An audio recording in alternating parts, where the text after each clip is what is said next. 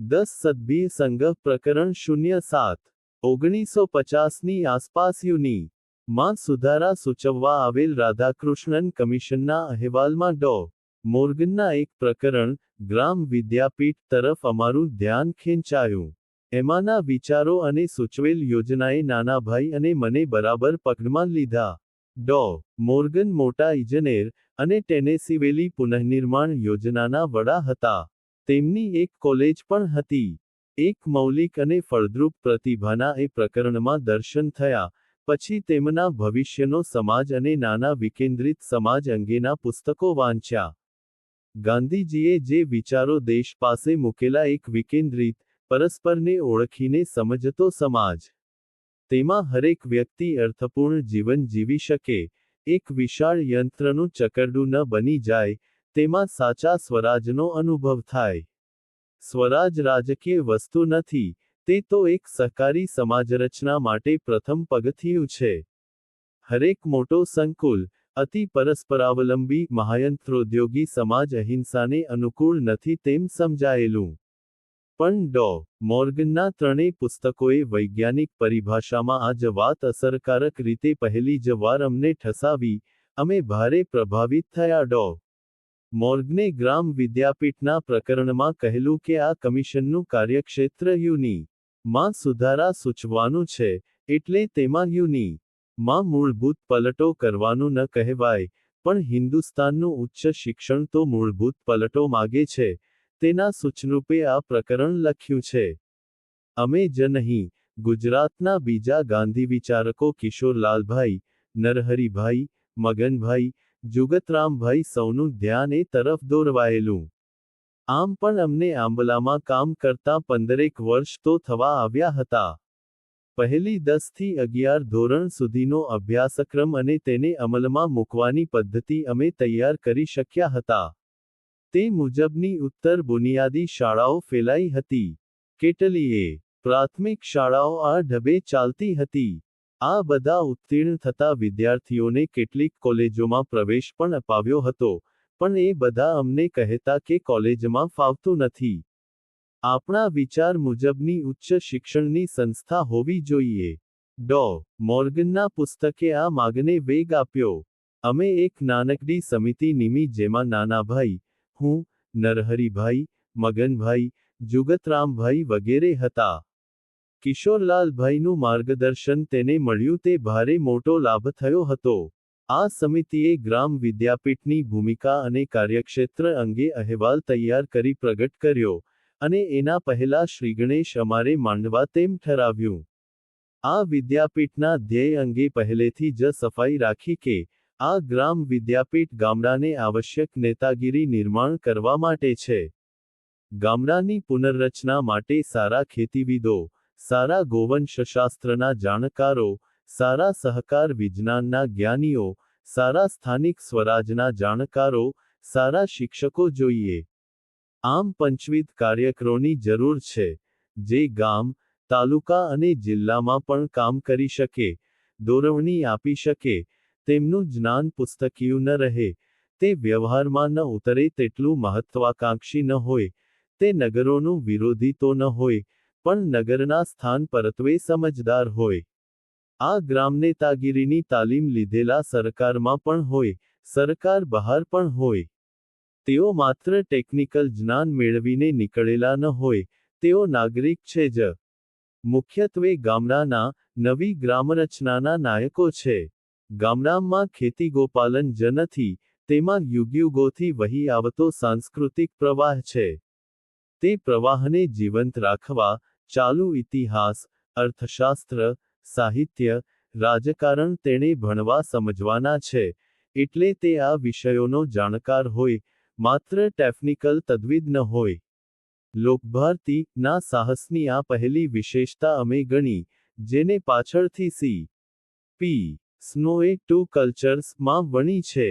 Technical અને હ્યુમનવિજ્ઞાન અને સંસ્કારિતાના વિષયોને છૂટા પાડવાથી એકંદરે સમાજના બે ભાગલા પડી જાય છે. સંસ્કાર વિનાની વૈજ્ઞાનિક શક્તિ એક બાજુ અને શક્તિ વિનાનું સંસ્કાર ચિક્કાર બીજી બાજુ. આ બે વચ્ચેની ખાઈ પૂરનારું નવું ઉચ્ચ શિક્ષણ અમારે યોજવાનું છે. પ્રાથમિક અને માધ્યમિક કક્ષાએ અમે આવું કાનિક કર્યું હતું, પણ આ વાત એ પ્રયોગારંભે અમને એટલી સ્પષ્ટ ન હતી, જેટલી લોકભારતી ના પ્રયોગના આરંભે સ્પષ્ટ દેખાઈ. 1953માં અમે કાકા સાહેબના આશીર્વાદથી લોકભારતી શરૂ કરી. દેબરભાઈએ એને અકિંચન બ્રાહ્મણની અમૂલ્ય ભેટ કહી બિરદાવી હતી. વિદ્યાર્થીઓ જરૂર અમને પૂછતા અમારે તો ખેતીવાડીનું જ્ઞાન લેવું છે. અમારે શાકુંતલ, ઉત્તર રામચરિત, સાપના ભારા, પલ્લી સમાજ થા સારું ભણવા? પ્લેટોથી માર્ક્સને ભણવાની અમને શા સારું ફરજ પાડો છો? આ વિચાર ઉપરને સ્તરે પણ પૂછાતો જ હતો.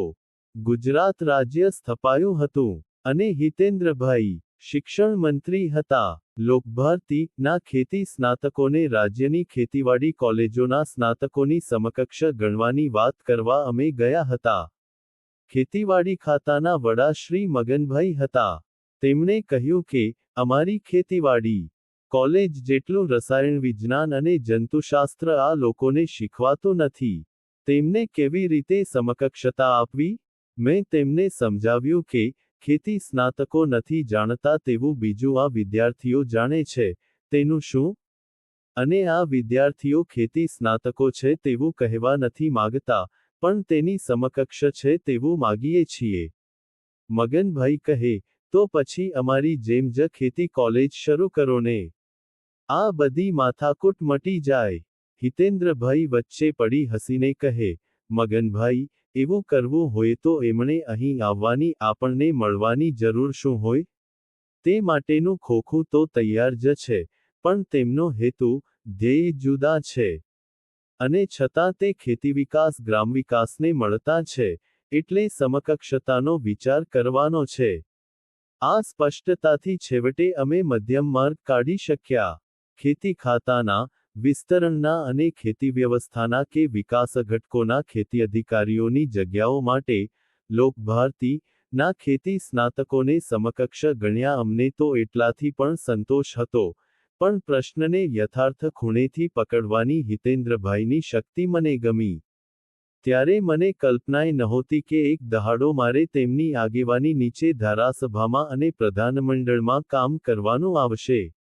આટલી સ્પષ્ટતા સાથે અમે, લોકભારતી નો આરંભ કર્યો. આરંભ વખતે તો સૌરાષ્ટ્ર સરકાર હતી. એણે તો અમને બધી ધરપત આપી હતી કે આ માટે જ્યાં તમે જમીન માગશો ત્યાં રાજ્ય આપશે, ગ્રાન્ટ પણ ઉદારતાથી આપશે. પણ અમારાથી આંબલાથી બહુ દૂર જવાય તેવું નહોતું. મૂળ ખીલો છોડીને દૂર નીકળી જવા મન ના પાડતું હતું. જ્યાં અમે 16 વર્ષ કાઢ્યા હતા. જવા અમે કસ વગરની, ઊંચી નીચી, ખાડા ખૈયાવાળી જમીનોમાં આંબાવાડિયા ઊભા કર્યા હતા. જ્યાંના બીડના ઊંચા સુગંધી શનિવાર ઘાસમાં અમે ગાયો ચારી હતી, અને જે ગામના માધાભાઈ, લક્ષ્મણભાઈ, ભાઈશંકરભાઈ જેવાની જોડે અમારી ગાંઠ્ય બંધાઈ હતી. તે સાવ છોડીને નીકળી જવાની અમારી છાતી ન હતી. અને મારા મનનો તો નિશ્ચય હતો કે આંબલાનું કામ રખડાવીને લોકભારતી સ્થાપવી નથી. ભાવનગર દક્ષિણામૂર્તિ બંધ થયું તે હું ભૂલ્યો નહોતો. લોકભારતી સ્થાપવાનો વિચાર ચાલતો હતો તે દિવસોમાં સોનગઢના મુનિ શ્રી કલ્યાણચંદ્રજીની ચિઠ્ઠી આવેલી કે નાનાભાઈ સંસ્થાઓ બાંધે છે, અને પછી તેને નિરાધાર છોડી બીજી શરૂ કરે છે. ભાવનગરનું આમ કર્યું અને હવે આંબલાનું કરવાના છે તેમ સાંભળું છું. મેં તે પત્ર નાનાભાઈ કે બીજાને વંચાવ્યો ન હતો, પણ મુનિશ્રીને ખાતરી આપી હતી કે તેવું નહીં થાય. લોકભારતીને મેં મારી સેવા આપી, પણ આંબલાના નિયામક રહીને અને આંબલાનું કામ સંભાળનાર મિત્રોને ત્યાં જ રાખીને.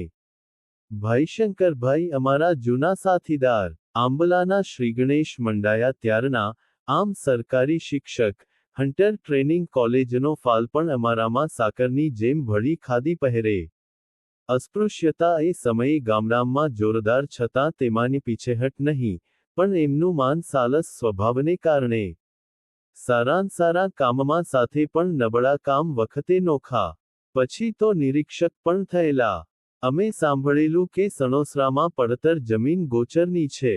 અમે એમને ગામલોકને સમજાવવાનું ભળાવ્યું. એમણે સ્થાનિક શિક્ષક ગીરીને સાથમાં લીધા. ગીરી અકડલકડિયા ગામલોકોએ રાજી ખુશીથી અમને ગામના પાદરમાં જ વિશાળ જમીન કાઢી આપી. એનો એક છેડો ગામના પાદરે પહોંચે, બીજો છેડો છેક ડુંગરની તળેટીએ અમારી પછવાડે જ સાંઢીડા મહાદેવની જગ્યા. 1953માં અમે કાકા સાહેબના આશીર્વાદથી લોકભારતી શરૂ કરી. દેબરભાઈએ એને એક અકિંચન બ્રાહ્મણની અમોલી ભેટ કહી બિરદાવી હતી. સંસ્થા સ્થાપનાને દિવસે નાનાભાઈ અને અમે મુખ્ય કાર્યકર્તાઓએ વહેલી સવારે નવી જમીન પર જઈ ખેતરના ઢેફા ભાંગી સ્થાપના મુહૂર્ત કર્યું. જમીન ખાસ્સી મોટી, પણ દસકાઓથી ધોવાણ થતું આવેલું, મોટા નહેરા પડી ગયેલા. એક ઊંડા કોતર જેવા નહેરાને તો ઊંટિયાનું નહેરું કહે. ઊંટ ચરતું હોય તો ન દેખાય તેવું ઊંડું. આવી જગ્યા આવળના પીળા ઘમરક ફૂલોથી છવાઈ ગયેલી આવળિયાટ જ કહેવાય. એક બે ખીજડા સિવાય કોઈ ઝાડ નહીં. પડખે સિંદરીના જેવી પાતળી, અને સિંદરીની જેમ વળાંક લેતી નદી વહી જાય. વહી જાય એટલે વરસમાં 4 મહિના, બાકી 5-7 ધરા હોય. અમારા સીમાડાની બાજુમાંથી બીડ શરૂ થાય, ગામથી દૂરનું દૂર અને પાસેનું પાસે. વળી આંબલાથી 7 માઇલ જ. એટલે બંને વચ્ચે જરૂર મુજબ આંટાફેરા થઈ શકે. નહોરા તો હતા જ, પણ અમે માન્યું કે સંસ્થા જમીન ધોવાણ અટકાવવાનું વિશાળ નિદર્શન થશે, અને થયું પણ તેમજ. નહેરા બુરાયા, જમીનના ઢોળાવ જોઈ પાળા નંખાયા. આજે તો નહેરા અદૃશ્ય થવા આવ્યા છે. આ શૈક્ષણિક પ્રક્રિયાના અમે 3 ભાગ પાડ્યા હતા: અધ્યયન, સંશોધન અને વિસ્તરણ. આ ત્રણે અભિન્ન હતા. વિસ્તરણ વિના શું સંશોધન કે અધ્યયન કરવાનું છે તે નક્કી ન થાય. વિસ્તરણ પ્રશ્નો લાવે અને બીજી બાજુ અધ્યયન પાકું કે સાચું થયું છે કે નહીં તેની કસોટી પણ થાય. આથી અમે આરંભથી જ આજુબાજુના ગામોની શાળાઓ, પંચાયતો, મંડળીઓ અને ગ્રામસમૂહ સાથે સંપર્ક રાખનાર વિભાગ રાખ્યો જ હતો. સંશોધન ખરા અર્થમાં અમે મોડેથી શરૂ કર્યું, પણ થયેલ સંશોધન સ્થાનિક પરિસ્થિતિમાં કેવો જવાબ આપે છે તે તપાસવાનો અમે આરંભ કર્યો. અધ્યાપકો અમે તે વખતે જે મળ્યા તે લીધા, તેમને જ અમારે નવેસરથી ઘડવાના હતા, તેવું બન્યું. પણ ઘડવું એટલે જૂના ખ્યાલો સુધારવાના અને નવો રંગ આપવાનો. આમાં કેટલાક ટક્યા, કેટલાક ન ટક્યા, પણ નાનાભાઈ કહેતા, આપણે બેસી ન રહીએ. આમ કરતાં કરતાં ચડાઈને જે રહે તે સાચું. રતિભાઈ અંધારિયા અમારી ખેતીના નાયક, ઉત્સાહથી ઉભરાય. કુશળ વ્યવસ્થાપક બન્યા. તે આરંભના દિવસે જ અમને શ્રી જીવણલાલભાઈએ તેમના અરણેજ નવાગામના બગીચા ભેટ આપ્યા. નાનાભાઈ, હું તે જગ્યા જોઈ આવેલા. ફળબાગો માટે તે જમીન સારી હતી. પાણી પુષ્કળ હતું. ત્યાં પણ અમારે કોઈકને મોકલવાના હતા. પંથક દૂર, અજાણ્યો, અને ઝઘડાળુ કારડિયા રજપૂતોનું વતન. અમે વલ્લભને ત્યાં મોકલ્યો. એક દિવસે કાગળ આવ્યો કે, અમારે માથે માથું રહેવા દેવું હોય તો કાગળ વાંચીને તરત અહીં આવવા નીકળજો. ગામે બગીચામાં ગામ આખાનું ધણ મૂકી દીધેલું, અને વલ્લભે તેને રોકવા કોશિશ કરેલી. હું તરત ઘોડા પર ઉપડ્યો, ઢસાથી ગાડી પકડી, કુંડલાથી જીપ લીધી, પણ નેસડી આગળ શેલ નદીના પહોળા પટમાં જીપ અટકી પડી. પાણી વધવા માંડ્યું. મને થયું કે લલ્લુભાઈની સહકારી મંડળીની આ જીપ તણાઈ જશે તો ભારે થશે. ગામમાંથી લોકોને સાદ કર્યો, નેસડી અમને જાણે. બાવચંદભાઈ, ધનજીભાઈ જેવા અડધો ડઝન છોકરાઓ આંબલા ભણી ગયેલા. લોકો બળદો, નાડા લઈને બહાર આવ્યા. જીપ બહાર ખેંચી કાઢી. મારો જીવ હેઠો બેઠો, પણ તે રાતે મોટું પૂર આવ્યું. આગળ જવાય તેમ નહોતું. સવારે ચલાળા ગયો. ત્યાંથી બીજી જીપ લીધી. નાગરભાઈને સાથે લીધા. રચનાત્મક સમિતિએ અમને સૌને એક કરેલા જ, એટલે કહેતા જ તેઓ નીકળ્યા. નવાગામમાં વલ્લભને સલામત જોયો ત્યારે જીવ હેઠો બેઠો. નાગરભાઈ ચલાળા એટલે જૂના વડોદરા રાજ્યના, અને કોડીનાર પણ જૂના વડોદરાનું, એટલે એમને ઓળખે. ગામલોકોને એકઠા કર્યા. કોઈક ઉશ્કેરાયેલા, કોઈક ચડાવવાવાળા પણ મૂંગી બિલાડી જેવા. એ બધા અમને તો ઓળખે નહીં. શેઠની જમીન તો હમણાં થયેલી, મળે તો ગામને મળે એવી સમજ, અને સૌને એમ કે આમાંથી 5-10 વીઘા અમને મળી જાય તોય ક્યાં? પણ નાગરભાઈને થોડા ઓળખે. એમણે સમજાવ્યા. મેં બધી વાત સમજાવી. તેમના ઢોરને જવા આવવા અને ચરવા માટે થોડી જમીન અમારે છોડી દેવી તેવું ગોઠવ્યું, અને છેવટે ઘીના ઠામમાં ઘી પડ્યું. એટલે હું નીકળ્યો. વલ્લભ અને તેના જેવા વિદ્યાર્થીઓ, કારડિયા મણારમાં ગોવિંદભાઈ, પ્રવીણભાઈ માયધારમાં ભલાણી ઝાલાવાડિયામાં આ બધાએ તે વખતના કપરા અને અવિશ્વાસભર્યા વાતાવરણ વચ્ચે સંસ્થાની જમીનો સાચવી, ખીલવી એમ કરતા જોખમો એ નાની ઉંમરે ઉઠાવ્યા. એ સંભાળું છું ત્યારે ઈશ્વરનો આભાર માનવા સિવાય કાંઈ સૂચતું નથી. અમારા બધા નવા કામો અમારા જૂના વિદ્યાર્થીઓના ભરોસે જ અમે શરૂ કર્યા છે. પછી તે ખેતીનું હોય, વિસ્તરણનું હોય કે શિક્ષણનું. બહારના થોડા 25% જેટલા અમે ઉમેર્યા, પણ પાયાના કાર્યકરો તો અમારી પાસે ભણ્યા, ઘડાયા, ટક્યા, તેવા ટકોરાબંધ વિદ્યાર્થીઓ જ હોય, અને તે કારણે જ અમે ઓછા નિયમને ઝાઝું કામ કરી શક્યા છીએ. એ અરસામાં નાનાભાઈ રાજ્યસભામાં હતા, એટલે એમને ત્યાં રહેવું પડતું. એક દહાડો એ ખબર લાવ્યા કે કેન્દ્રના શિક્ષણમંત્રી શ્રીમાળીજી દેશમાં કેટલીક ગ્રામ વિદ્યાપીઠો સ્થાપવાનું વિચારતા હતા. આપણને પણ તેમાં સમાવવાની તેમની ઈચ્છા છે. આ રૂરલ ઇન્સ્ટિટ્યૂટોનો નકશો લગભગ અમે શરૂ કરેલ કાર્યના જેવો જ હતો. અભ્યાસક્રમ પણ સારો હતો. ગાંધીગ્રામવાળા જી. રામચંદ્રન, કોઈમ્બતુર રામકૃષ્ણ મિશનવાળા અવિનાશલિંગમ, ઉદયપુરમાંથી શ્રી બોરડિયા વગેરે તેમાં હતા. અમે તેમાં જોડાવાનું નક્કી કર્યું તે અંગેની પહેલી મીટિંગમાં મેં કહ્યું, ગ્રામ વિદ્યાપીઠો શરૂ કરતા પહેલા તેના કાર્યકરગણની તાલીમથી આપણે શરૂ કરીએ. કદાચ 2 વર્ષ મોડું થશે, પણ તેનાથી આ રૂરલ ઇન્સ્ટિટ્યૂટોના પાયા મજબૂત થશે. પણ એ મોટી સભામાં હું તો નાનો માણસ હતો. રૂરલ ઇન્સ્ટિટ્યૂટો સ્થપાયા, થોડા વર્ષો ઠીક ચાલ્યા. આખરે ઘણા ચાલુ જેવા બની ગયા. કેટલાકે કહ્યું તેમ, 13 નબળી કોલેજો બની. એનું એક કારણ કાર્યકરોની નિષ્ઠા અને આવડતનો અભાવ હોવાનું મને લાગ્યું. આવડત ઓછી હોય તો બીજે ભણવા મોકલીને કે સ્વાધ્યાયથી વધારી શકાય, પણ ગામડાને ઉપયોગી વિદ્યા શોધવી, સેવવી છે. તેને પાત્ર બનવા બધું કરી છૂટવું છે. પાછા હટવું નથી. તે નિષ્ઠા તો પહેલા જોઈએ. સંસ્થાઓ બાંધવાનો અમે તો એક જ નિયમ માન્યો, રામ હોવ તો અયોધ્યા રચાય. અપવાદરૂપ સિવાયના આ રૂરલ ઇન્સ્ટિટ્યૂટો માટેના આચાર્યો, અધ્યાપકો, યુનિવર્સિટીઓના માનસવાળા જ હતા. જમાના પ્રમાણે થોડો રંગ જ બદલ્યો હતો, તેથી ધીમે ધીમે ઓની કોલેજો જેવા ઘણાખર બની ગયા. વળી પછીથી શ્રીમાળીજી જેવો કોઈ દૃષ્ટિવાન શિક્ષણપ્રધાન પત્ર ન આવ્યો. એકાદ ત્રિગણ અને આવ્યા તે ટકી ન શક્યા, પણ અમારે તે શ્રીમાળીજીના વખતથી જ થોડી ટક્કર શરૂ થયેલી. પહેલો પ્રશ્ન આવો અંગ્રેજીના ભારણનો જ નહીં, તેના માધ્યમનો. આ અખિલ ભારતીય સંસ્થાઓ છે. એ વિદ્યાર્થીઓએ દેશવિદેશમાં રસ્તો કરવાનો છે. એટલે અંગ્રેજી માધ્યમ હોય તો જ રસ્તો સરળ થશે. એટલું જ નહીં, વિદ્યાર્થીઓના વિકાસને રૂંધવો ન હોય તો અંગ્રેજી માધ્યમ જોઈએ જ. અમારા વિચારો એ સંબંધમાં સાફ હતા. માતૃભાષા જ જ્ઞાન અને સંસ્કારનું સાચું વાહન થઈ શકે. અંગ્રેજી જાણે તે જરૂર ઇષ્ટ છે, પણ તે એક વિષય તરીકે હોય, માધ્યમ નહીં. રાજાજીએ માધ્યમનું જોખમ ચોટદાર રીતે દેખાડ્યું જ હતું કે, વિદ્યાર્થી જ્યારે અંગ્રેજીમાં ઇતિહાસ ભણે છે ત્યારે ઇતિહાસ નથી ભણતો, અંગ્રેજી ભણે છે. અને ખરેખર એ બધાને અંગ્રેજીનો ઝળહળાટ જોઈતો હતો. અમારે ગામડા ઝળહળતા કરવા હતા, પણ આખરે તેમાં નમતું જોખાયું અને અમને માતૃભાષામાં ભણાવવાની છૂટ રહી.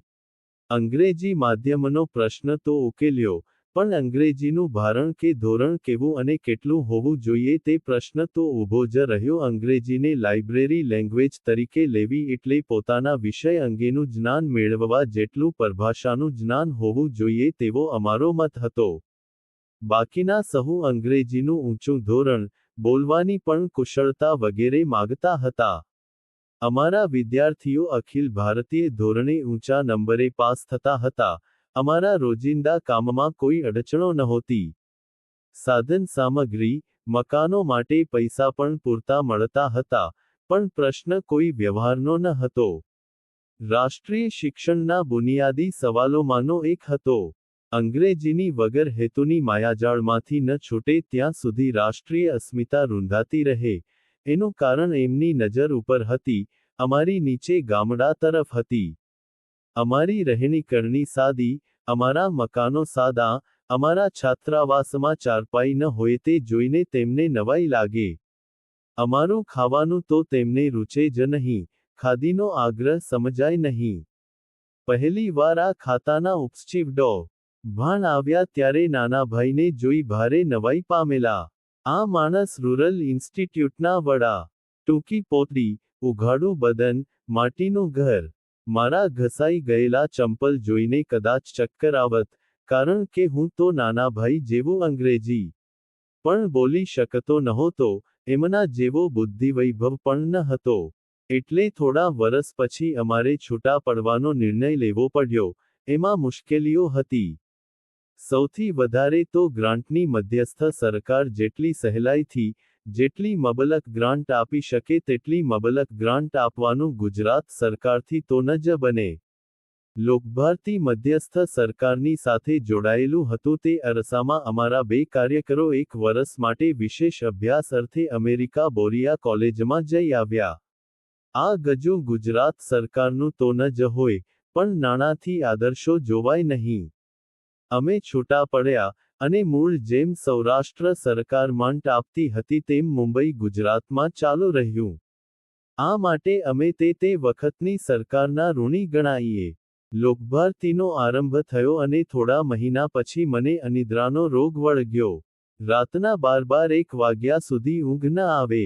જિંદગીમાં પથારીમાં પડતાં જ પથરાની જેમ ઊંઘેલા એટલે આપણે ઊંઘવું હોય અને ઊંઘ ન આવે. જે મેં વિચાર આવે, દૂધવાઉં તેમ ઊંઘ ચાલી જાય. બાલુભાઈ વૈદ્યરાજ અમારા મિત્ર, આપમેળે આયુર્વેદના નિષ્ણાત થયેલા. કહે, આવું તો ઘણાને થાય, એમાં મૂંઝાઈ શું જવું? પણ આપણી ઊંઘ પર આપણો કાબુ નહીં? તે વિચારે મને વધારે પજવ્યો. ડાક્ટર વૈદ્યોએ ઠંડી જગ્યાએ જવાનું કહ્યું. થોડો વખત મણાર અને પછી પૂના રહેવા ગયા. ખીરાભાઈનું મકાન, ગુણવંતભાઈ તો સાથે હતા જ. પૂનાની ખુશનુમા હવા, થોડું થોડું સારું થવા લાગ્યું. ત્યાં સૌરાષ્ટ્ર સરકારનો તાર આવ્યો કે મારે અને નાનાભાઈએ મધ્યસ્થ સરકારની એક મંડળીમાં ડેનમાર્ક ફોક હાઈસ્કૂલોનો અભ્યાસ કરવા 3 માસ માટે જવાનું છે. મને જોઈએ તેવું સારું થયું નહોતું. એટલે મન માનતું નહોતું. બીજી બાજુ જવાનું મન પણ હતું. વિજયાએ હિંમત આપી અને હું નાનાભાઈ જોડે ડેનમાર્ક ગયો. અને આડકતરી રીતે તેનાથી તબિયત પૂરી સુધરી. ડેનમાર્કમાં ઠંડી તો હોય જ, ત્યારે વસંત ચાલતી હતી એટલે ખીલેલી. વળી નાનાભાઈ સાથે ઘણા વખતથી નિરાંતે ગપ્પા મારવાનો સમય જ નહીં મળેલો. એલ્સિનોર પહેલા 4-6 અઠવાડિયા અમારા વર્ગો ચાલ્યા. ડેનિશ સરકાર તેમજ ઇંગ્લેન્ડના કેટલાક તદ્વિદો અમારા વર્ગો લેતા. પ્રશ્નોત્તરી ચાલતી. પીટર મેનેકી જેણે આ બધું ગોઠવેલું તે રંગીલો, સ્ફૂર્તિલો આદમી.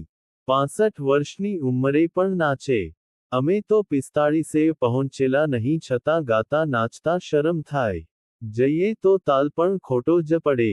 સાચા અને સતત પ્રૌઢ શિક્ષણની પ્રજાજીવનના વિકાસમાં કેટલી મોટી અસર પડે છે તે અમે જોયું. ડેનમાર્કમાં શિયાળામાં બરફ પડે એટલે ખેતરમાં બહુ કામ ન હોય, જવાનો પ્રૌઢો આપે. તેના પાયા 2. 1. જીવંત શબ્દોથી જ શિક્ષણ આપવું. 2. લોકોના સમૂહના ઇતિહાસ અને લોકોના વિકસતા પ્રશ્નો વિશેનો જ અભ્યાસક્રમ હોય. શરૂઆતમાં ઇતિહાસ લોકસાહિત્ય ખ્રિસ્તી ધર્મ પર ભાર હતો.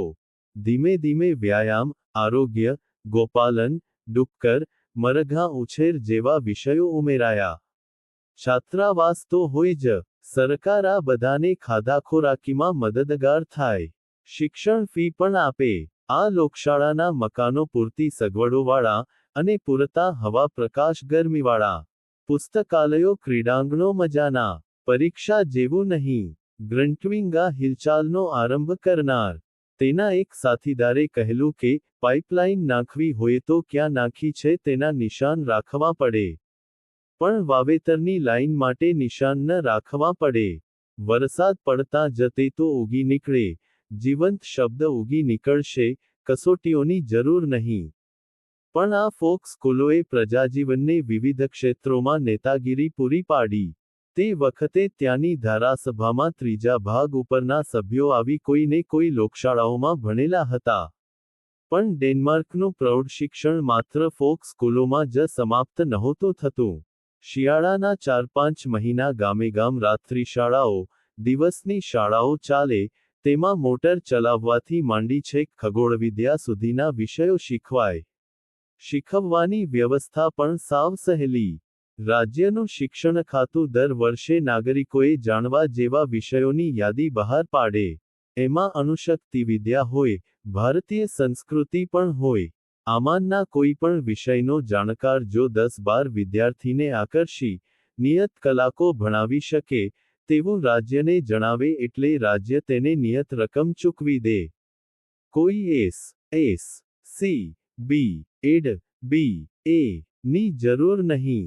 પાયાનો સિદ્ધાંત એ કે જેની પાસે જે જ્ઞાન હોય તે બીજાને આપવાનો ઉત્સાહી હોય. પોતાના ક્ષેત્રમાં આવડતવાળા હરકોઈ સ્ત્રી પુરુષો પોતાના વિષયમાં શિક્ષકો. હું એવું સમજ્યો કે ધનની જેમ જ જ્ઞાનને ફોડવાનું પણ સુઘડ અને સુખી સમાજ માટે જરૂરી છે. તે સિવાય નાગરિકોમાં સમાન શક્તિ આવવાનો સંભવ નથી.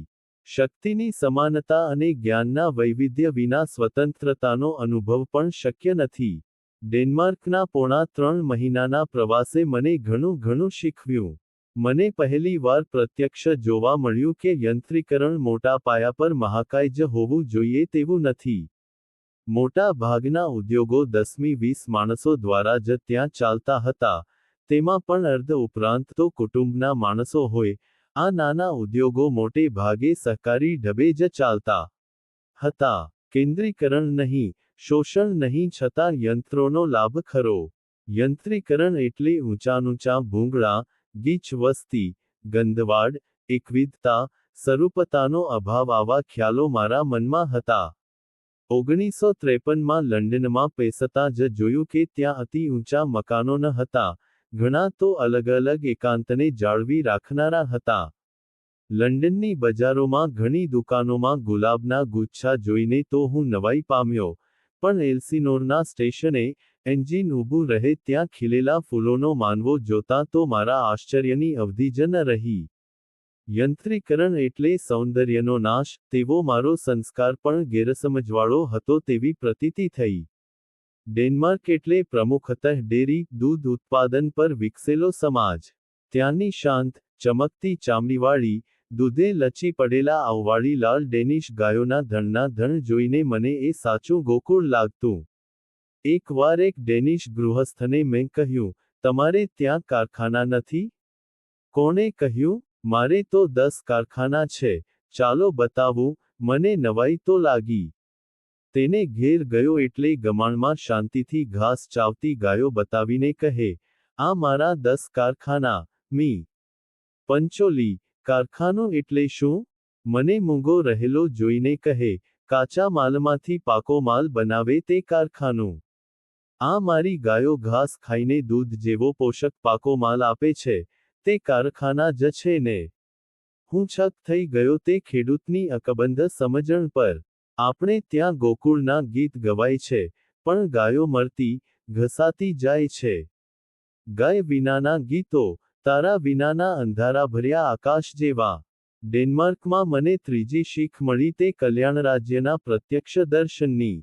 એક અવિધિસરના સમાજવાદી તરીકે હું એવું માનતો હતો કે રાષ્ટ્રીયકરણ અને પૂરા આયોજન વિના સંપત્તિની વાજબી વહેંચણી કે નાગરિકોને સન્માનભર્યું જીવન શક્ય નથી. રશિયાની પૂરતા કાબૂવાળી પંચવર્ષીય યોજનાઓએ આવો ખ્યાલ બધા પ્રાગતિકોમાં ઊભો કર્યો હતો. રશિયન સામ્યવાદનું અમારી પેઢીનું આકર્ષણ તો બીજા વિશ્વયુદ્ધની શરૂઆતમાં સ્ટેલિને નાઝી જર્મની જોડે મૈત્રી કરી, અર્ધું પોલેન્ડ પચાવી પાડ્યું ત્યારથી જ નષ્ટ થયું હતું, પણ મૂડીવાદ પૂરો નષ્ટ ન થાય ત્યાં સુધી કેવી રીતે ન્યાયી સમાજ રચાય તેની ગૂંચવણ હતી. ડેનમાર્કના પ્રવાસે એ ગૂંચવણ દૂર કરી. મેં જોયું કે હારેલું જર્મની, હારેલું ઇંગ્લેન્ડ, ડેનમાર્ક, હોલેન્ડ, ફ્રાન્સ ઝપાટાબંધ બેઠા થતા હતા. તેનું કારણ તેણે કેન્સની દોરવણી નીચે મૂડીવાદ અને સમાજવાદની કલમ કરી એક નવો રોપ તૈયાર કર્યો હતો. તે હતું કલ્યાણ રાજ્ય. તેમાં નિરંકુશ હરીફાઈ નહોતી, તેમજ તેમાં જડબેસલાક રાજ્યાશ્રિત સમાજવાદ પણ નહોતો. આંશિક આયોજન, આંશિક હરીફાઈને સ્થાન આપી. નાણાકીય આયોજન દ્વારા કોઈ કામ વિનાનું ન રહે. કોઈ ભૂખ્યું દુખ્યું ન રહે. કોઈ દવાદારૂ વિનાનું ન રહે કે કોઈ શિક્ષણાશ્રય વિનાનું ન રહે તેની ગોઠવણ કરી હતી. સ્વતંત્રતા ખરી અને છતાં વહેંચાયેલી સમૃદ્ધિ પણ ખરી. સ્વતંત્રતા અને સલામતીના સહઅસ્તિત્વનો સદીઓ જૂની કોયડો ઉકેલાયો હતો. ડેનમાર્ક તો નાનકડો દેશ છે. નાના રળિયામણા ટાપુઓનો બનેલો, તેના એક છેડાથી બીજા છેડા સુધી ફરવાનું બન્યું, ઘરોમાં જોવા જમવાનું થયું. બધું એકસરખો ખોરાક, એકસરખા ફળો.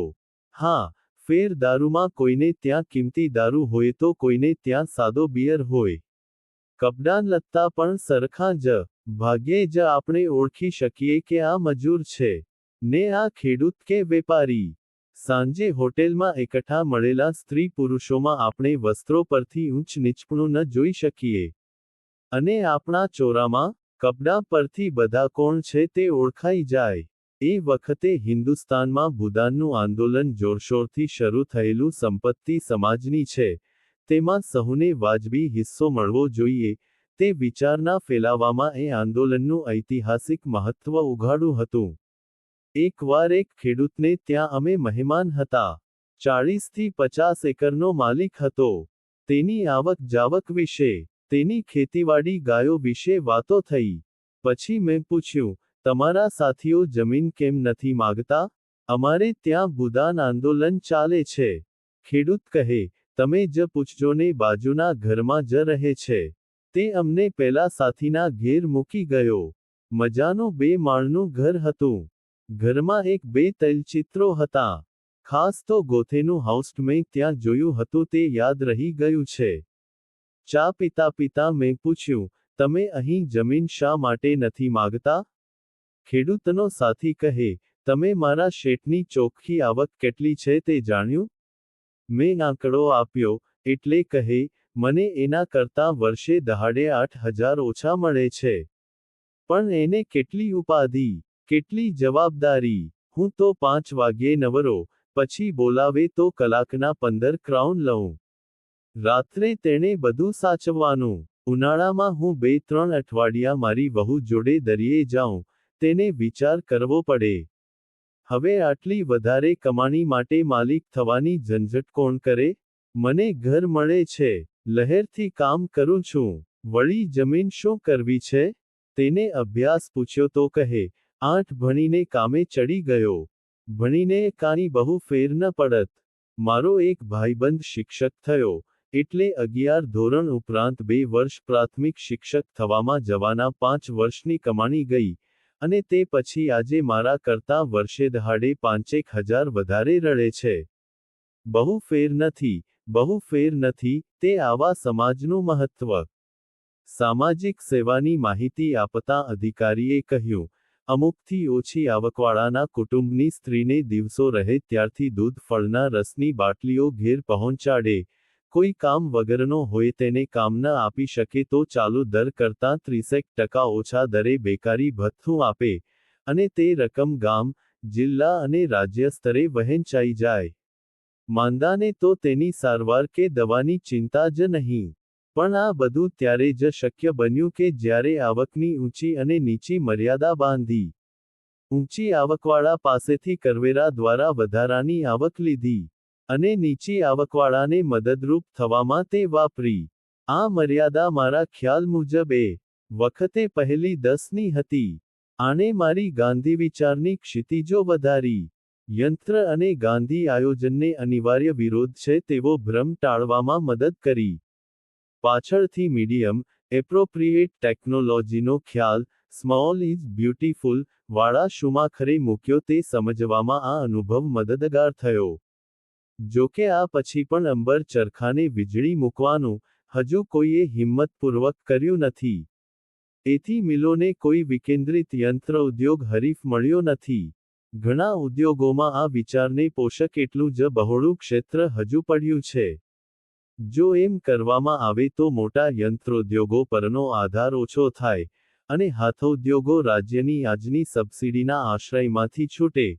રાજ્યને એ ગ્રામ કે ગૃહોદ્યોગને વિકસાવવામાં સબસિડી હવે વધારે છે નહીં તેમ કહેવાનું બહાનું મળ્યું છે. અશોક મહેતા કમિટીએ પણ સબસિડીની ટોચમર્યાદા જણાવી ખાદીને 0.75% વપરાશથી આગળ વધવામાં ઉલટું બંધન નાખ્યું છે. ડેનમાર્કે મને નાના વિકેન્દ્રિત સહકારી યંત્રોદ્યોગો ઊભા કરી સામાજિક ન્યાયની સ્થાપનામાં નવો રસ્તો શક્ય છે તેમ દેખાડ્યું. આવડી વિશાળ વસ્તીને મોટા યંત્રો કામ નહીં આપી શકે તે વિધાન ખરું જ રહ્યું છે. 40 વર્ષના રાજ્યના મોટા ઉદ્યોગોના જબરદસ્ત આયોજન પછી પણ ઉદ્યોગોથી બેકાર વસ્તીના 1% પણ વધારાનું કામ મળ્યું નથી. પણ હાથોદ્યોગથી પણ તે બન્યું નથી. એનું કારણ રાજ્યની સબસિડીની મર્યાદા છે.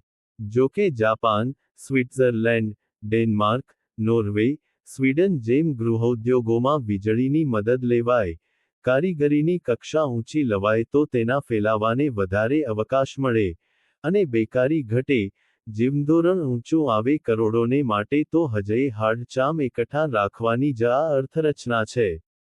ડેનમાર્કના અનાવિલ રમણીય સરોવરો, ઘેરા વન ઉપવનો, તેનું નાટ્ય, ક્રીડા, સંગીતથી સદૈવ ઉભરાતું ટિવોલી, કોપનહેનની તે સુંદર સ્વચ્છ નગરી જેરે બગીચો ન હોય તેવા બધા નાગરિકોને પોતાના ખર્ચે નગરની સરહદે નાના નાના બગીચાવાળા કરવા આપેલી જમીનો, ડેનમાર્કના મધ્યયુગના રાજમહેલો, અને દુનિયા આખીને પ્રસન્નતાથી ભરી ભરી પરિકથાઓ આપી તે હેન્સ ક્રિશ્ચિયન એન્ડરસનને હું ભૂલી શક્યો નથી. એક સુઘડ, ન્યાયી અને રમ્ય સમાજના એ પ્રથમ દર્શન હતા. પૃથ્વી પરના યુટોપિયા જોડેની એ પહેલી પ્રીતિ હતી. પણ સૌથી વધારે હૃદયમાં અંકિત થયું કોઈ એક ગામનું કોઈ એક કબ્રસ્તાન. અમારી ગાડી શહેરની પાસેથી પસાર થતી હતી ત્યારે એક વિશાળ ઉપવનમાં મેં સેંકડો હિંમત સફેદ કબૂતરોને ઉડતા જોયા. આટલા બધા કબૂતરો એકીસાથે ક્યાંથી કહી ગાડી થોભાવી નીચે ઉતર્યો. જરાક ચાલ્યો ત્યાં જાણ્યું કે એ સંખ્યાબંધ, આકાશ તરફ જતાં પાંખો ફફડાવતા કબૂતરો આરસના કબૂતરો હતા. પોતાના પ્રિયજનોની આ બધી આરામભૂમિ પર ઊંચા સ્તંભો પર તેમને ગોઠવ્યા હતા. ખૂણે ખૂણે સ્વચ્છ, ફૂલોથી લગભગ ઢંકાઈ ગયેલું, કબૂતરોના આકાશગમનને જગાડતું એ સ્મશાન જોઈને પહેલી જ વાર એવું થયું કે અહીં જ આપણી આરામગાહ રચાઈ જાય તો કશોય અફસોસ નથી. કબૂતરો આપણા આત્માને આકાશમાં લઈ જશે. આ પંચમહાભૂતો પેલા ફૂલોને પોષણ આપ્યા કરશે. મૃત્યુના ભયનું વિસર્જન થઈ ગયું એ જોઈને. વળતી વખતે લંડનની નેશનલ આર્ટ ગેલરી જોઈ. ખરી પ્રજા છે. આ સામે આકાશે આંબવા મથતું હોય તેવું નેલ્સનનું પૂતળું છે. સાતે સમુદ્ર પર વિજયપ્રસ્થાન કરવાનું જાણે આમંત્રણ. નીચે અસંખ્ય કબૂતરો નિર્ભય રીતે ઉડે છે. આવનારના ખભે, માથે બેસે છે, હાથમાંથી ચણ ખાય છે, ફુવારા ઉડે છે. અને સામે જ છે, રાષ્ટ્રનો ચિત્રકૂટ. જાણે શાને માટે છે આ વિજય સમૃદ્ધિ તેની આંગળી ચીંધે આંતરે 3 વખત જોઈ છે આ ચિત્રવીથીઓ. ચિત્રના ખંડના ખંડો મધ્યયુગના રંગભવનને આંજી દેતા ચિત્રો, રંગ, આકૃતિ, ભાવ, અભિનય બધાને જ એકરૂપ કરી દેતા ઇટાલિયન માઇકેલ એન્જેલો બોટે તેમના ચિત્રો.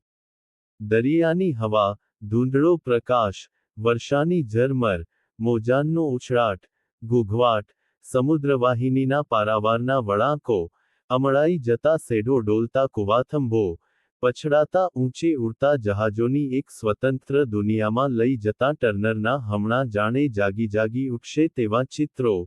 ઇંગ્લેન્ડના ગ્રામ પ્રદેશના નદીનાળા, વૃક્ષવેલીઓ, જાતવાન અશ્વો, તેની સાંજ સવારને આપણી પાસે લાવતો કોન્સ્ટેબલ અને વર્તમાન યુગની મૂંઝવણો, કોઈક બીભીષિકાઓ નિર્જીવ યંત્રવત્તા, શૂન્યતાને પ્રગટ કરતાં ગોવા, ગોગા, મોને, આ બધું આંખ ભરી ભરીને મેં જોયું છે. સંસારનો આખો ઇતિહાસ એમાં ઘૂંટી ઘૂંટીને પીધો છે. સંસારનો સંતાપ અને સંતાપ હરવા, સંતપ્ત વેદનાથી સારોહણ કરતા કે તે તરફ જતા પ્રભાવતાર ઈશુના કેટલા ચિત્રો છે ત્યાં. ભાગ્યે જ એવો જમાનો હશે કે ભાગ્યે જ એવો કોઈ મોટો ચિત્રકાર હશે જેણે ઈશુના જીવનને પોતાની પીંછીનો વિષય ન બનાવ્યો હોય. વળી વળીને સૌ ત્યાં જાય છે. ઈશુ, માતા મેરીના કેટલા બધા ચિત્રાંકનો છે. કેટલી શ્રદ્ધા ભક્તિ તેને સમર્પિત થયા છે. આવા બધા ચિત્રો નીચે કાવ્યપંક્તિઓ કે નવા કરારમાંથી પ્રકાશોદ્ગમ વાણી ટાંકી હોત તો વાંચનારને છઠ્ઠી ઇન્દ્રિય પ્રાપ્ત થઈ જાત.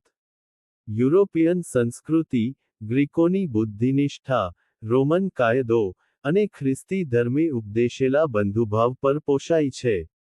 આ ચિત્રો જાણે કહે છે કે એમાં એ મહત્વનો તો છે બંધુભાવ, હસ્તિપદન્યાય આવે એમાં બધું આવી જાય છે. આ ગેલેરીમાં શાળા મહાશાળાઓના બાળકો વિદ્યાર્થીઓ આવે છે. શિક્ષકો તેમને ચિત્રનો વિષય, ઇતિહાસ સમજાવે, અનુકૃતિ આવડે તેવી કરવા દે.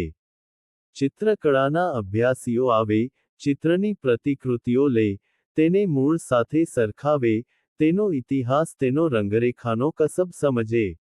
આ જ ગેલેરીમાં દર ઋતુએ નવા ચિત્ર પ્રદર્શનો થાય, દર અઠવાડિયે વ્યાખ્યાનો ગોઠવાય. ખંડે ખંડે ચિત્ર સમજાવનારા તો હોય જ. ચિત્રને ઊંચો લેવા માટે કેવા પ્રયાસો કરવા પડ્યા તે કહે ત્યારે કોઈક વાર જાસૂસી કથા જેવું લાગે. અને કિંમત સાંભળીએ તો આપણા જેવાની છાતી જ બેસી જાય. પણ પેલો સમજાવનારો કહે, કોઈ ઉત્તમ વસ્તુ સહેલી કે સસ્તી હોતી નથી. ટેટ ગેલરી, આવી જ નાની રમ્ય સાખી. અને બ્રિટિશ મ્યુઝિયમ તો સ્તબ્ધ કરી દે. એ પ્રજાને મહાન બનાવવા ભવ્ય શિક્ષણયાત્રા સમૂહ છે. ને શું નથી ત્યાં? તે જ પ્રજા મહાન થાય. વિશાળ વાચનખંડમાં માર્ક્સ ક્યાં બેસીને અધ્યયન કર્યું તે જોઈ વંદના કરી. ગ્રીક સંસ્કૃતિ પ્રત્યક્ષ કરી. તેના દર્શન વિના સોક્રેટિસ ક્યાંથી લખાત? દેશ તો પાછો આવ્યો પણ હૃદયનો એક ટુકડો તો ઇંગ્લેન્ડમાં જ હતો. મેં જેમને મારા આદરણીય મુરબ્બી ગણ્યા હોય તેમને અવારનવાર નારાજ કરવાનું દુર્ભાગ્યે મારા નસીબમાં આવ્યું છે. એટલું સદભાગ્ય ગણું છું કે કોઈ મુરબ્બી તેથી નારાજ થયા નથી. મોટા મનથી મારા અવિવેક કે આત્મવિશ્વાસને તેમણે સહન કરી લીધો છે. દેબરભાઈ સૌરાષ્ટ્રનું મુખ્ય પ્રધાનપદ છોડી કોંગ્રેસ પ્રમુખ બન્યા તે વખતે તેમણે એવી દરખાસ્ત કરી કે રચનાત્મક સમિતિ ગુજરાત પ્રદેશ સમિતિના એક સ્વાયત્ત અંગ તરીકે જોડાય. તેમણે અખિલ ભારતના રચનાત્મક કામને જોવા મદદ કરવા શ્રી છગનભાઈ જોશી અને શ્રી બાબુભાઈને તો નિમ્યા હતા. તેમના મનમાં બધી કોંગ્રેસ સમિતિઓ રચનાત્મક કામ કરતી થાય તેવું હતું. તેમની એવી દૃઢ માન્યતા હતી કે રચનાત્મક કામ વિનાનું રાજકારણ કોંગ્રેસને ખોટી દિશામાં ઘસડી જશે. એટલે તેમણે સૌરાષ્ટ્ર રચનાત્મક સમિતિ પાસે વાત મૂકી કે અમે ગુજરાત પ્રદેશ કોંગ્રેસ સાથે જોડાઈએ અને પ્રદેશ કોંગ્રેસ અમને સ્વાયત્ત રીતે કામ કરવા દે. કાકા પ્રમુખ તરીકે આ બાબતમાં ક્યાં ઊભા હતા તે સ્પષ્ટ નહોતું. વજુભાઈ ડેબરભાઈને અનુકૂળ હતા, પણ મેં તેનો દૃઢ વિરોધ કર્યો. રચનાત્મક સમિતિ બીજા રાજકીય પક્ષો કરતાં કોંગ્રેસને વધારે સારો પક્ષ ગણતી હતી અને ડેબરભાઈ જેવા કોંગ્રેસના આગેવાનો સમિતિના સ્તંભ સમા હતા. પણ રચનાત્મક કાર્યવાળી સંસ્થા કોઈ પણ રાજકીય પક્ષની સાથે જોડાય તો રચનાત્મક કાર્યના હાર્દને ધક્કો લાગે. રચનાત્મક કાર્યનો હેતુ સમાજને પોતાની દુર્બળતા જોવા, તેને દૂર કરવા માટે તત્પર કરવાનો હતો. સમાજને મજબૂત કરાય તો રાજ્ય તો આપોઆપ ઠીક રહે. ઠીક ન રહે તો ઠીક થવું પડે. રાજકારણને સરખું રાખવું તે રચનાત્મક કાર્યની એક ફરજ છે. પણ તે પ્રજા મારફત કરવાનું છે. રચનાત્મક કાર્ય કોઈ પક્ષનું કાર્ય નથી. લોકોમાં સામાજિક સદ્ગુણોની સમજ આપી સક્રિય કરવાનું છે.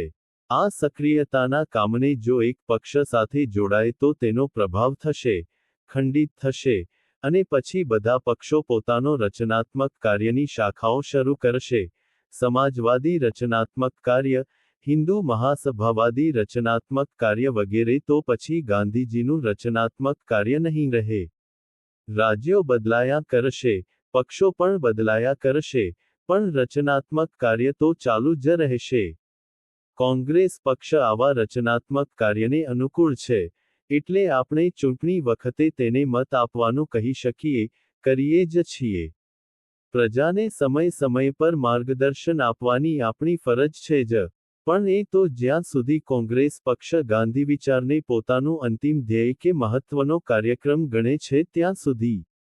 એક એવો વખત આવે અને તે તેને છોડી દે કે અમલમાં ન મૂકે, કે વિરોધી કાર્યક્રમ ગણે, વિરોધી કાર્ય કરે તો આપણે તેનો વિરોધ કરવો પડે. તેવે વખતે તેની સાથે જોડાયેલી સંસ્થા તરીકે આપણી પરિસ્થિતિ કફોડી થાય, એટલે એમ ન થાય. તત્વતઃ રચનાત્મક કાર્ય સ્વતંત્ર રહેવું જોઈએ તો જ તે નિર્ભીક અને તટસ્થ માર્ગદર્શન આપી શકે. ઢેબરભાઈ અને બીજાનું કહેવું એવું હતું કે આપણામાંના ઘણા કોંગ્રેસ પક્ષના આગેવાનો છે જ. અમસ્તા પણ વિરોધીઓ તો આપણને કોંગ્રેસ પક્ષના ટેકેદારો ગણે જ છે. આપણે કોંગ્રેસને બીજે રસ્તે જતા રોકવા માટે જોડાઈએ તે સાર છે. મારું કહેવું એવું હતું કે અહીં જે કોંગ્રેસના આગેવાનો છે તે કોંગ્રેસીજન તરીકે નથી, રચનાત્મક કાર્યને જીવાડવા અને આગળ વધારવા માટે છે. એવો સમય પણ આવે કે કોઈ વાર રચનાત્મક કાર્ય માટે ઉલટી કોંગ્રેસ છોડવી પડે. પણ અહીં છે તે તો બીજા પ્રકારના સ્વરૂપમાં છે. સદભાગ્યે રતુભાઈએ મને સમર્થન આપ્યું અને એ વાત ત્યાં જ અટકી ગઈ. મેં ઘણી વાર જોયું છે કે રાજકારણનો સ્વભાવ બહુઇન્દ્રિય પ્રાણી જેવો છે. તે પોતાના અંગોપાંગો સમાજમાં જ્યાં શક્ય હોય ત્યાં ફેલાવવા કરે છે. લોકશાહીમાં માનવાવાળાએ આ વિશે જાગ્રત રહેવું ઘટે. કારણ, જેટલી રાજ્ય કે રાજકીય પક્ષની સત્તા વધી તેટલી સમાજની સત્તા ઘટી. રાજ્ય મોટું બન્યું, સમાજ નાનો બન્યો. આ જ સમજને લઈને મારે આગળ જતાં ગુજરાત યુની ના વાઇસ ચાન્સેલરની ચૂંટણીમાં ઉમાશંકરની વિરુદ્ધમાં ચિમનભાઈ જેઓ પ્રદેશ સમિતિના મંત્રી હતા તેમણે પોતાનું વજન નાખ્યું ત્યારે વિરોધ કરવો પડ્યો. મારી નોંધ અને તેમાંના વિચારે ગુજરાતના વિચારશીલ વર્તુળોમાં સારું મોજું પેદા કર્યું. ચિમનભાઈના જબ્બાની ચાળ, કોડિયું, થી સળગી ઉઠવાનું માર્મિક વ્યંગચિત્ર પણ થયું, અને ઉમાશંકર જીત્યા. એ પછીની બીજી ચૂંટણીમાં તો પ્રદેશ સમિતિના બીજા આગેવાનોએ પણ ખુલ્લંખુલ્લા જુદું વલણ લીધું. એટલે યુની માં રાજકારણના પ્રવેશ સામે થોડી અડશ ઊભી થઈ. જોકે એ ટકી નથી. આજે તો એ જ યુની માં રાજકીય પક્ષ જ કરતાહરતા થઈ ગયો છે. ચિમનભાઈએ તે દહાડે લીધેલો રસ્તો બંધ નથી થયો, પણ તે લોકશાહીનું દુર્ભાગ્ય છે. લોકશાહી એક સત્તાકેન્દ્રવાળી વ્યવસ્થા નથી જ નથી, તેમાં વિવિધ સત્તાકેન્દ્રો હોવા જોઈએ, જેથી સ્વાતંત્ર્ય સલામત રહે. એકહથ્થું વિચાર, અને એકહથ્થું શાસનની બોલબાલા ચાલુ ન થાય. એ થયું છે તે ખેદની જ વાત છે. પણ તે જ ચાલુ ન રાખવું હોય તો ઉપરનો વિચાર ફેલાવી, તેને વળગી રહેવાનું નાગરિકોનું કર્તવ્ય છે. બધે જો રાજ્યની આણ ચાલે તો સમાજ રહ્યો ક્યાં? પણ મારી એથીએ આકરી કસોટી થઈ ભાષાવાર પ્રાંતરચના વખતે. ભાષાવાર પ્રાંતરચના તે કોંગ્રેસે સ્વરાજ પહેલા ઠરાવેલો સિદ્ધાંત હતો. આને કેમ અમલમાં મૂકવો, કેટલે અંશે મૂકવો તે માટે ભલામણો કરવા કમિશન નિમાયું હતું. મહારાષ્ટ્રના પણ કેટલાક ભાગો મહારાષ્ટ્રમાં નહોતા, તે તો તેને મળે, પણ મુંબઈ કોનું? તેનો ભારે વિવાદ હતો. મુંબઈમાં ગુજરાતીઓ મોટી સંખ્યામાં હતા. તેમણે મુંબઈના વિકાસમાં મોટો ફાળો આપ્યો હતો તેમાં શંકા ન હતી. પણ ભૌગોલિક રીતે તે મહારાષ્ટ્રનો ભાગ હતો. કોંકણનો જ ઉપલો ખૂણો પણ પ્રાંતિક અભિમાન, પ્રાંતિક સ્વાર્થ અજબ વસ્તુ છે, એટલે મુંબઈ મહારાષ્ટ્રમાં ન જ અપાય, તેનું સ્વતંત્ર રાજ્ય બનાવાય, તે કેન્દ્ર નીચે રહે તેવી માગણી ગુજરાત તરફથી થી હતી, અને તેમાં લગભગ બધાનો, મારી યાદદાસ્ત મુજબ બધાનો ટેકો હતો. ઢેબરભાઈએ એવું જાહેર કરેલું કે ભાષાવાર કમિશન પાસે જેને પોતાના વિચારો મૂકવા હોય તે જરૂર મૂકે. મારે કમિશન પાસે જવાની તો જરૂર ન હતી, પણ મેં કોડિયુંમાં તે વિશે નોંધ લખી અને ઢેબરભાઈને અંગત કાગળ પણ લખ્યો કે, મારા વિચાર મુજબ મુંબઈ મહારાષ્ટ્રનો ભાગ છે. જેમ કલકત્તા બંગાળનો ભાગ છે. ત્યાં ઘણા ગુજરાતીઓ છે, તેમણે સારો ફાળો આપ્યો છે, પણ તેમજ ઘાટીઓએ, પારસીઓએ પણ ફાળો આપ્યો છે. આ ઢબે ન વિચારાય. ભાષાવાર પ્રાંતરચના કમિશનનું કામ તો ભૌગોલિક રીતે જે ભાષા ભાષીઓ સાથે જતો હોય ત્યાં જવા દેવાનો છે. મહારાષ્ટ્રીયો મુંબઈ માગે તે સ્વાભાવિક છે. તેમને તે આપવું જોઈએ. મેં લખ્યું કે, ગુજરાત કોંગ્રેસ અને બીજા ઘણા આગેવાનો મુંબઈ મહારાષ્ટ્રમાં ન જવું જોઈએ તેમ માને છે. તે હું જાણું છું. પણ આપણે ભારતીય છીએ. પ્રાંતિક સંકુચિતતાને વશ ન થવું ઘટે. મારી આ વાતમાં હું એકલો છું તે જાણું છું. પણ મહારાષ્ટ્રીયનોને એવું ન લાગે કે બધા ગુજરાતીઓ તેમની વાજબી ઈચ્છાની વિરુદ્ધ હતા. એવા પણ ગુજરાતીઓ હતા, જેઓ તેમની વાતને સમર્થન આપતા હતા, તે માટે આ પત્ર લખું છું. દેબરભાઈએ મારો પત્ર બળવંતભાઈને વંચાવ્યો હશે. તેમણે મને આમ કૂદી પડવા માટે ઠપકો આપતો પત્ર લખ્યો. વડીલોએ બધા વિચારો કર્યા જ હોય વગેરે પણ હું કાંઈ કોંગ્રેસી જ ન હતો. 1947 હું તો પક્ષમાં હતો જ નહીં. દેબરભાઈએ જાહેર આમંત્રણ આપ્યું હતું. એટલે મને મારા વિચારો જણાવવાનું ઉચિત લાગ્યું. પણ મને નવાઈ તો સ્વામીના વલણથી લાગી. સ્વામીદાદાએ કહ્યું કે મને પુણેરી લોકોની પીછાણ નથી. મુંબઈને એ પોતે જાણે તેવું હું ક્યાંથી જાણું? મારે આવી નોંધો લખવી નહોતી જોઈતી. મારી એ અંધિકાર ચેષ્ટા હતી તેથી વિશેષ આશ્ચર્ય મને દાદા સાહેબના વલણથી થયું. તેમણે પણ મુંબઈ મહારાષ્ટ્રને ન મળે તેવા વિચારો ક્યાંક જણાવ્યા અને મુંબઈ મહારાષ્ટ્ર ગુજરાતનું બહુભાષી રાજ્ય થાય તેમ સૂચવ્યું. મહારાષ્ટ્રની પ્રજાને તે મંજૂર હોય તો મને કાંઈ વાંધો જ ન હોય. પણ પ્રજાને તે મંજૂર ન જ હોય તેવી મારી સાદી સમજણ હતી. પાર્લામેન્ટરી બહુમતીએ મુંબઈ મહારાષ્ટ્રની ધારાસભાની બહુમતીએ તેવું બહુભાષી રાજ્ય થાય તેવો ઠરાવ કર્યો. રાજ્ય રચાયું પણ ખરું, અને છતાં તે ન ચાલ્યું. સંયુક્ત મહારાષ્ટ્રની મોટી હિલચાલ થઈ. અહીં ગુજરાતમાં ગુજરાતના સ્વતંત્ર રાજ્ય માટે હિલચાલ થઈ. તોફાનો અને અનેક જાનહાનિ પછી મુંબઈ સાથેનું મહારાષ્ટ્ર રચાઈ રહ્યું. અલગ ગુજરાત પણ રચાયું. પક્ષે પસાર કર્યું હતું તેને પ્રજાએ ફેરવાવ્યું. આજે હું એ વખતે ઢેબરભાઈ વગેરે આગેવાનોને લખેલા પત્રો અને મારી નોંધો વાંચું છું ત્યારે થોડું ગૌરવ અનુભવ્યા સિવાય રહી શકતો નથી. પણ તેનું કારણ મારું મહારાષ્ટ્રના ઇતિહાસનું અધ્યયન અને કવિ ઠાકોરની ઘરે બાહિરેમાં ઉદ્ઘાટિત કરેલું ઋષિવાક્ય, હું મારા દેશને ચાહીશ, પણ પૂજા તો સત્યની જ કરીશ.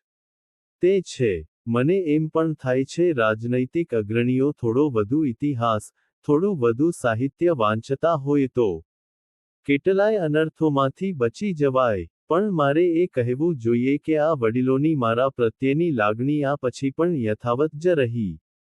ગાંધીયુગમાં ઉછરેલાથી જ આ બની શકે. તે યુગ વિલીન થયા પછી સાચી બાબતમાં અલગ મત પ્રગટ કરનારાની કેવી હકાલપટ્ટી થઈ છે તે તો તાજેતરનો ઇતિહાસ છે. કમિટમેન્ટ કમિટેડ જાણીતા શબ્દો છે. લોકશાહીમાં એવો કાયમી શબ્દ છે જ નહીં. હોય તો 5 વર્ષે ચૂંટણી આપવાની જરૂર જ શી છે? બધા કમિટેડ રહેતા હોત તો ચૂંટણીઓમાં પરિણામો બદલાત જ નહીં. પણ સત્ય કરતાં પક્ષ અને પક્ષ કરતાં પોતાને વધારે મહત્વના ગણાવનાર આવી જ અંધ વફાદારી માગે તે સમજાય તેવું છે. પણ તેનાથી સાંસ્કૃતિક અવદશા આવે તે પણ સમજાય તેવું છે.